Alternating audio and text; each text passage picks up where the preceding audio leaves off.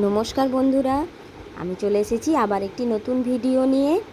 একটি কাগজ A4 কাগজ থেকে পেন তৈরি করব আজকে। দেখেছেন পেনটা? এটি কিন্তু একটি পেপার দিয়েই তৈরি। একটি A4 সাইজের পেপার নেব, আর একটি রিফিল, আর কিচ্ছু লাগবে না। আর আঠা লাগবে একটু চেটানোর জন্য। রিফিলটি পেপারের ওপর দিয়ে দেখছেন কেমনভাবে আমি রোল করে নিচ্ছি। রোল করা আমার হয়ে গেছে। এবারে আঠা দিয়ে কাগজটা চিটিয়ে নেব।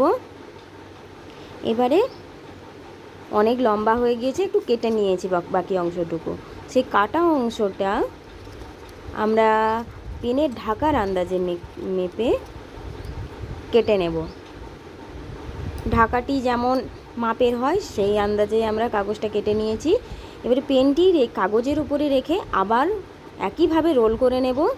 তারপরে একটু টাইটভাবে রোলটি করব যাতে খুলে না যায়।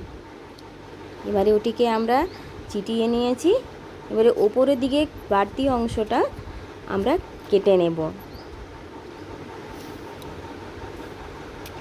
কেটে নিয়ে আমরা ওই মাথার উপরে একটি সুন্দর দেখানোর জন্য অন্য রঙের পেপার দিয়ে ঢাকা দিয়ে দেব, চিটিয়ে নেব উপরে।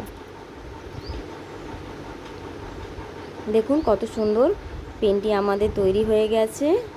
আমি আপনাদের লিখেও দেখাবো পেনটি দিয়ে।